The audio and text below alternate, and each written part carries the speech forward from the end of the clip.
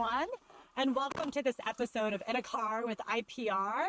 I'm here, for one of our first times of this episode, actually in a car. You are going to put your seatbelt on. I am going to put my seatbelt on. I'm here with David Grossman, CEO and founder and IPR trustee of the Grossman Group. Excited to be with you today. And looking forward to this adventure. I know, this is going to be great. And where are we right now? So we're outside my house, and we are headed to a place where, for me, it all began. Tell me about the career journey, where we're going, and how you got to where you are today. So my buddy Richard got a job at McDonald's when he was 16. He started at the grill area, and I'm like, gosh, I need a job. So he helped me get a job at McDonald's. In Milwaukee, right off of 43. It was the busiest McDonald's in Milwaukee, and I loved it. I started on front counter, I learned drive-through, I worked in the grill area, fries, and what I liked about it, besides that I was getting money to pay for college, was like everything was really process oriented, and that's when I realized I love a good process. Like there was a way, I know it sounds sort of geeky, right? But I love processes. And, there was them. Yes, and or just following them, because there's a way to make the perfect fry. There's a way to take great care of a customer in drive-through, and so I loved it.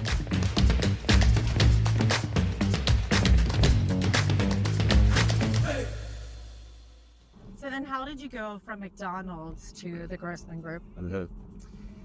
It's interesting. So part of starting the internal communications function was we set it up like an internal agency, which was very new a couple decades ago, like this idea of an internal agency inside a big company serving senior leadership and functional leaders and the key stakeholder audiences as well. It seemed to work. It was new and worked really well. And at one point, someone asked me a question, and sometimes how a really good question can launch you on a journey of reflection or exploration. For me, the question was, what's stopping you from starting your own agency? And the ironic thing is, Tina, I can't remember who asked me that question, so but it was, I can't. but it was like a life-changing, career-changing kind of moment for me. And I thought a lot about it, and my answer was that there's nothing. Like, I love the entrepreneurial spirit. My dad was an entrepreneur. I see such a need in the marketplace for communications on the inside done really well. So I put together a business plan. I went to Jack Daly, and with his support and mentorship, I transitioned. And next thing I know, I'm sitting at my house in Evanston with my dog and my computer and my fax machine, and clients were coming to my home to meet at my kitchen table, and I was off and running. Amazing. It was amazing. It really, and you just celebrated your 25-year anniversary. Yeah, that's crazy. That is crazy too. 25 years, and I wouldn't have made it 25 years. I mean, not even 1 year. I wouldn't have made it without the support and friendship and mentorship, feedback from so many colleagues and friends and just others who made such a significant, difference for me on the journey. So I picked some just fun songs for us, some current songs, and then I picked some songs that are about sort of like authenticity and leaning into who you are, and what makes you different is what makes you special. Oh, and I have a fun prop for this. Could I have the bag? I love these lyrics. Like, let your freak flag wave. Like, put it out there. Be who you are. Embrace who you are. And I think it's such an opportunity for so many of us to like share our truths and to communicate in ways that others can hear us, and fly your freak flag. Okay, so Defying Gravity, another amazing song and anthem about being who you are, and in some cases sort of like going against the establishment and being okay with that. But I'll always remember at the end of Act 1, and now at the end of the movie, when Elphaba flies like the goosebumps that I got was just, and just the feeling, like when she flew and it went black in the theater, that was just, I will always remember that moment.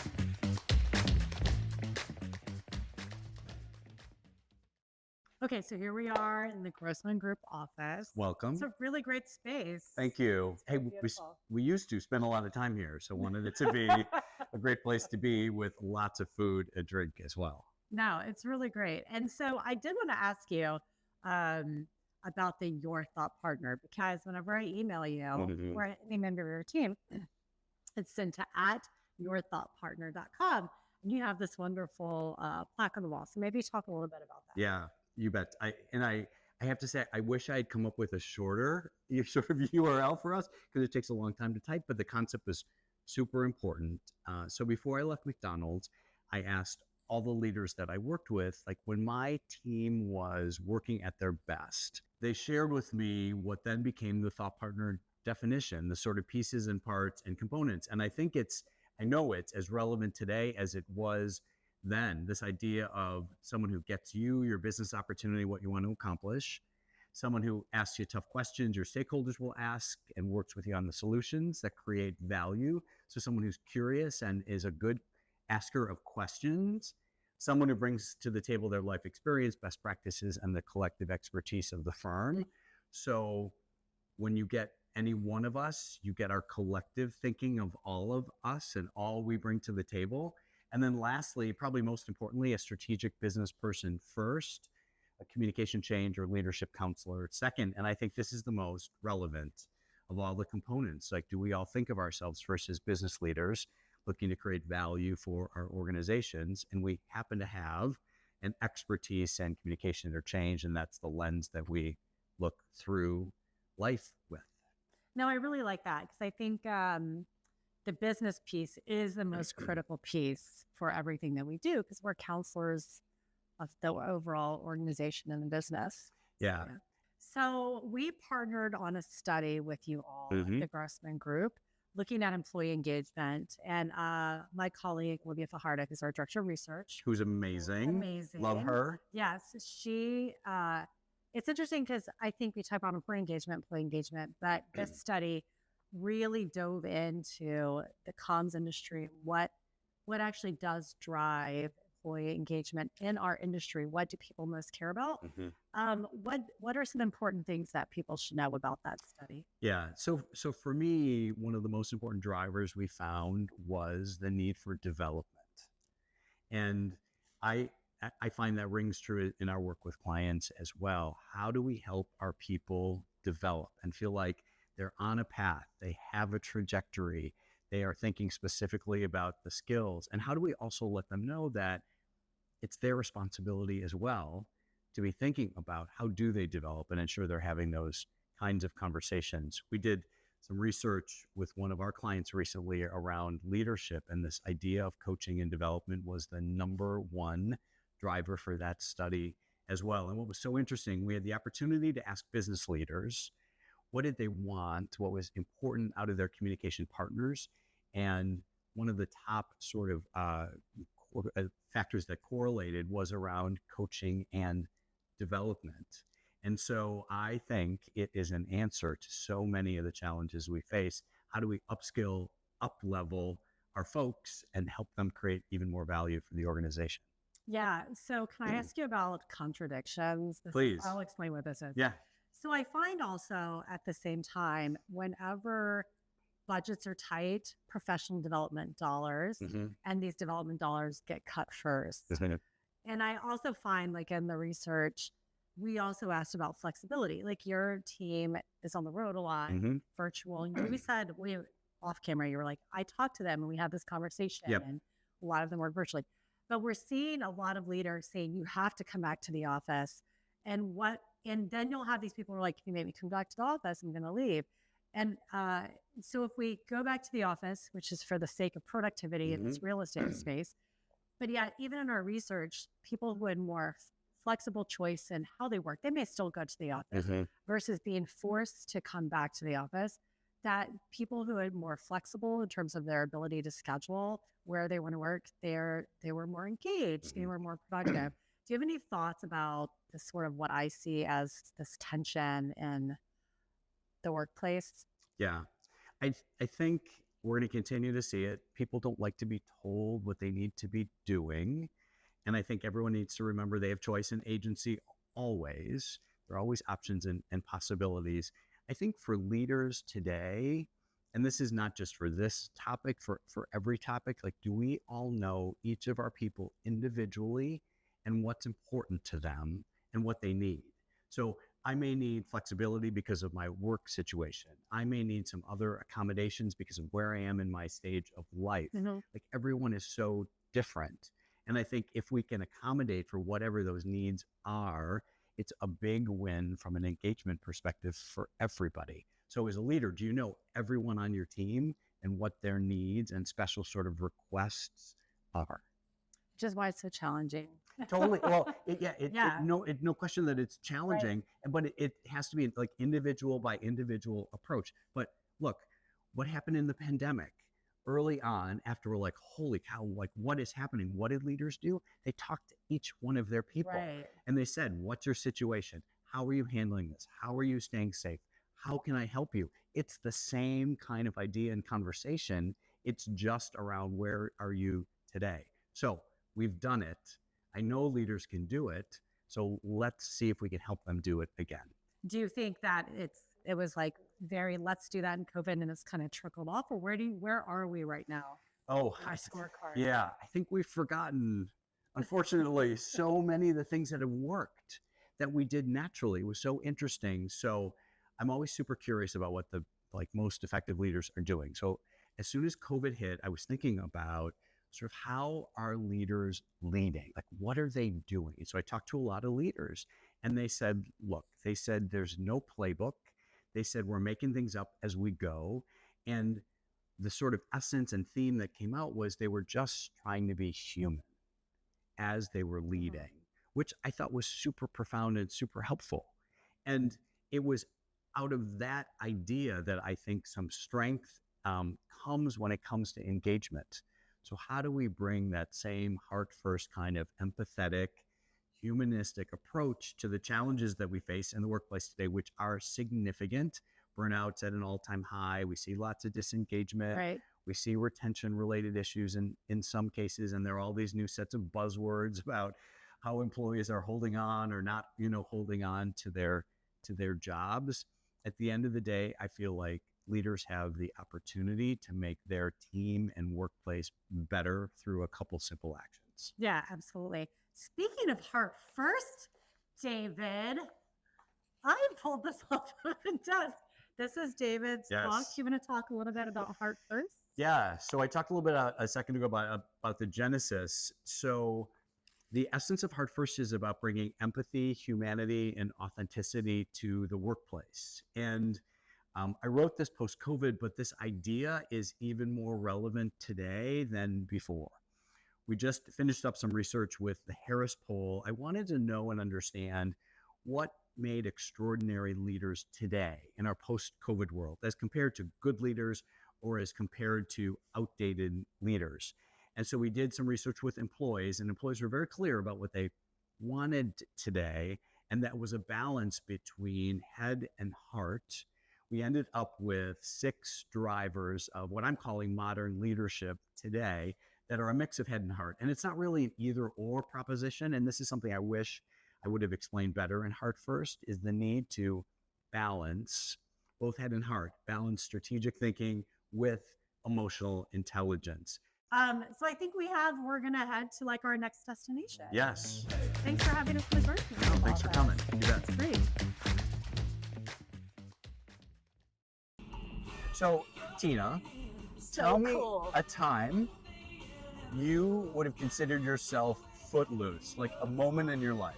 Oh, I feel like the older I get, my team can verify, the older I get, the more footloose I am. Where, I don't know, it's as you age, it's not that you care less what other people think, but you're more comfortable with yourself so you can withstand any sort of, you're like, oh, whatever, right? And blow off things. Like, of course I take people seriously and stuff, but I think it's at the point where you say, who do I want to spend time with? And who doesn't drain my energy? And who makes me happy to be around? And who, like, and I've just been very lucky that I feel like the more I've done that, the more I'm surrounded by people who I really enjoy. And I'll just say this, I'm not blowing smoke. Like our board, we talk about as a team, we have such a great board of trustees that, you know, we have board meetings and we look forward to them because we have this great board of very caring, smart leaders who are also really fun people who, you know, also like to cut loose, so loose. They totally do.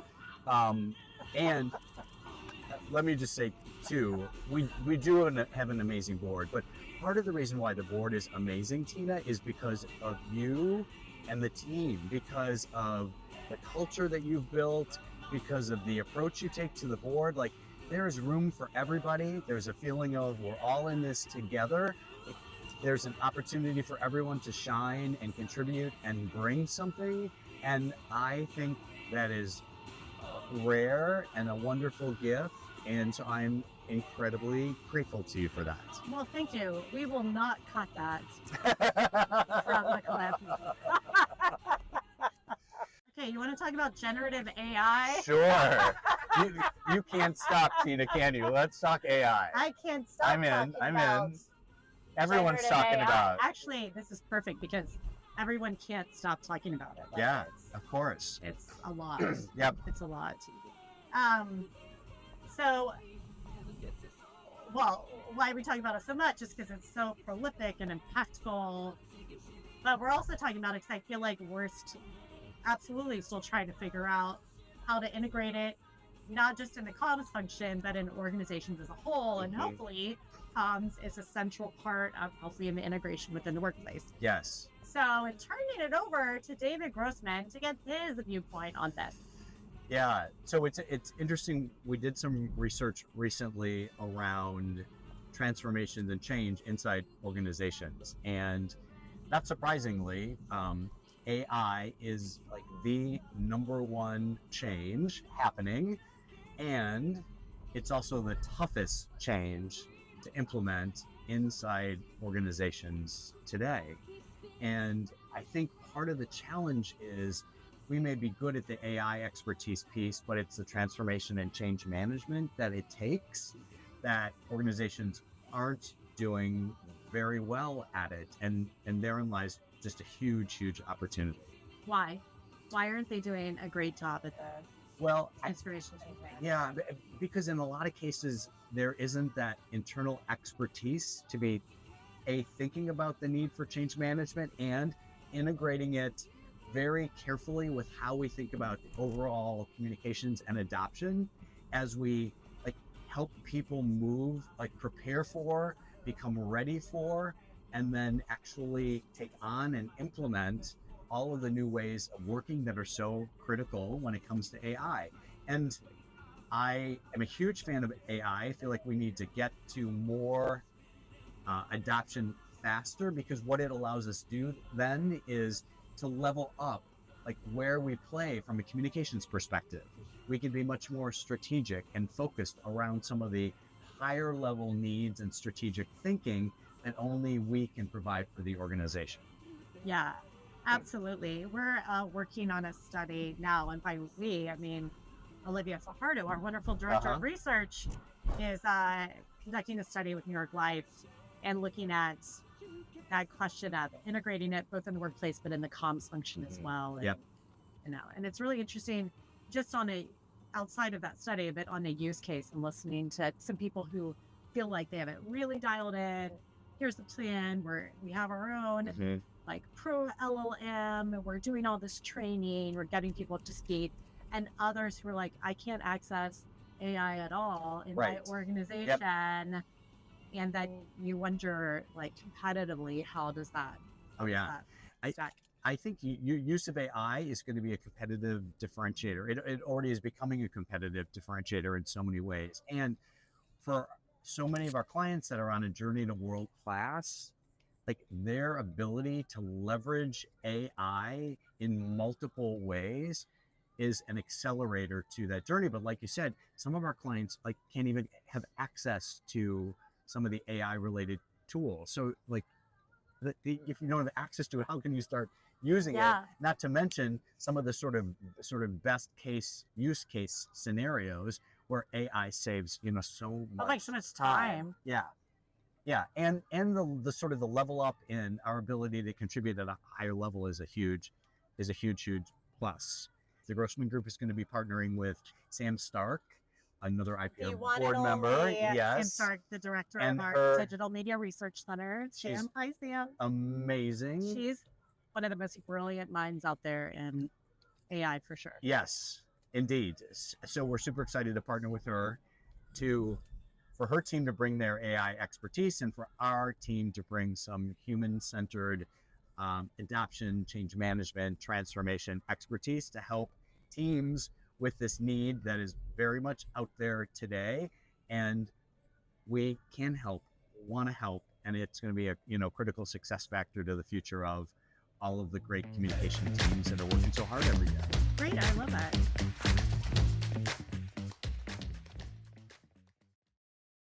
Hey, David, tell us about where we are on this gorgeous day. Yes. So can you feel the nostalgia? I can. We are, of course, at Wrigley Field, the amazing Wrigley Field sign. There's lots of nostalgia you can't see being out here, the ivy on the outfield wall. They still do hand scoring here, and the neighborhood has changed so much. All right, I'm going to ask you some more questions. Sure. If that's okay. Okay, future of the industry, crystal ball, you have it. What are you most worried about?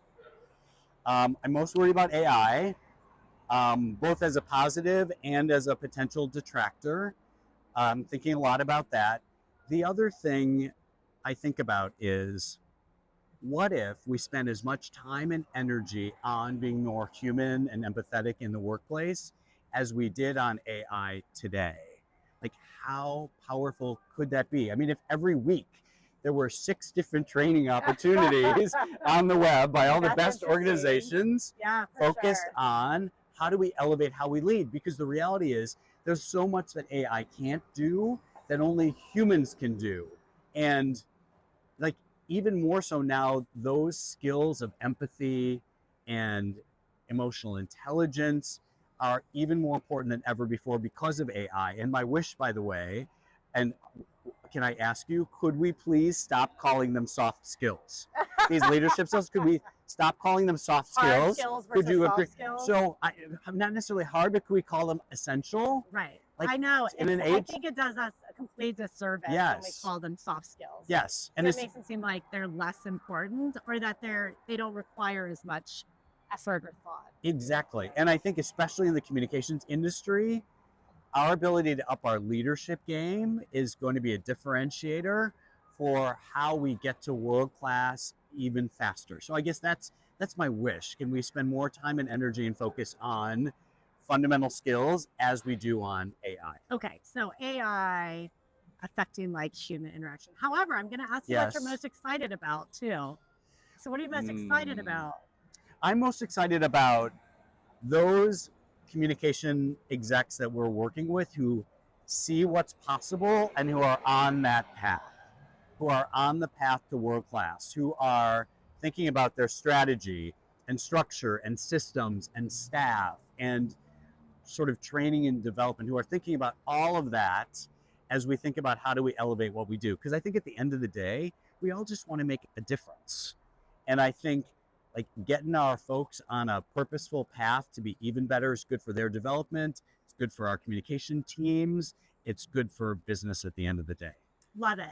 All right, now we're going to our final destination. Yes, how about... Which is probably familiar to you. Yes, a drink at my place. I love it. Thank you. All right, off we go.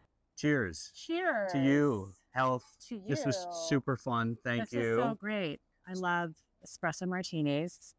All right, so we have these great espresso martinis. Yes. And I won't sing Sabrina Carpenter, but I will ask you a series of questions from James Lipton's Inside the Actors Studio. Yes. Except I will go faster than he did. Okay. All right. If there's one person, could be famous or not famous, they could be living or dead, who you would have dinner with, who would that be? So my dad passed away when I was pretty young. So I would love to have dinner with him. I just have lots of questions for him. I'd love to tell him just a little bit about sort of my life and the girls. So it would be my dad. That would be really cool. And it's like so interesting to think about because where you are today and your parents. Okay. So I also like to ask about books, movies, podcasts, or shows that you would recommend. So thank goodness the Great British Baking Show is back for another season. Steve loves to bake. I love to eat. So we're a good combination there. I need to come back here when Steve is here because he said he also makes cocktails and everything. Yes. So yeah, he is the best. He is indeed the best. And so we love watching the Great British Baking Show. I think it's the best reality show on TV because you have to have real skill, and the contestants are super kind to each other. Like they aren't looking for their 5 minutes of fame. Yeah. So I think it's a real competition, and I love Paul and Prue, and so I've totally been enjoying the Great British Baking Show. Glad it's back. Nice. I do see clips of it in my TikTok feed. Yeah. Yeah, that's really funny. All right, so I know you love going to musicals, but how do you unwind, relax, recharge? What do you like to do? Yeah, so I like to work out. So I could be lifting weights, I could be walking, I could be on the treadmill. And I usually try and do it in the morning first thing, like some dedicated time that's just about me. Because I feel like my life is so focused on others 24/7, whether it's Steve or the girls, or you're thinking about their needs, or clients and their needs. So the morning time I try and reserve for just me and doing something good for my body and trying to like clear my head. And I often have lots of just helpful thoughts that just like come into my head that are helpful for the day, or are just a reminder of something I forgot to do that I need to do. I have those days every day. All right, last question. Yeah. It's a doozy. Are you ready? Ready? I think I'll take a sip of my martini first. Do that too. If God does exist, Yes. what would you like him, her, or they to say as you enter the pearly gates? Yeah. And don't say something that's going to make me cry. Okay. Or you can. It's fine. Make me cry. David, you did good. You figured out what your purpose was on earth, and you made a difference. Oh, that's so great. That's my wish. I think ever since I've been a kid and like saw superheroes on TV, it's like I just want to make a difference. Yeah. And I think a lot of us do. We just we want to be seen, we want to be heard, we want to be appreciated. And like that's such a gift when you can do that for someone else, and that feeling of really being seen and heard and appreciated is so meaningful. Yeah. Well, this isn't the espresso martini talking. Yes. But I remember seeing you speak for the first time. Probably it's like 20. I felt like PR SSA has asked you to speak several times, and I was very privileged. 10 plus years ago, I wasn't in PR SSA because that was 10 years ago, and it's been a while since I've been in college. But I just remember you speaking, and I was so inspired by your story and how, just like when you came out, it was like such a beautiful story, and just you as a leader, and you're so supportive of IPR and all the work that we do, and you do so much work with PRSSA and Plank, so it really does make a difference to the industry. So absolutely, so thank you for all that. Thank you. Yeah. I appreciate that. I'm glad to just play a small role and hopefully make it some kind of difference. Well, thank you. Well, cheers to Yes. that. Cheers to you. And that's a And that. great way to end our In a Car with IPR. It's been such a lovely day. And thank you, David, for being such a wonderful host. Oh, this has been amazing. Thanks so much. All right. And thanks to the IPR team, as always, behind the scenes. And if you like this episode, give it a big thumbs up, share it, make it as big as possible. And we'll see you on the next In a Car with IPR. Thank you for watching this episode of In a Car with IPR. Want to make a tax-deductible contribution to support this series and fund research in the profession? Please visit us at instituteforpr.org/contribute.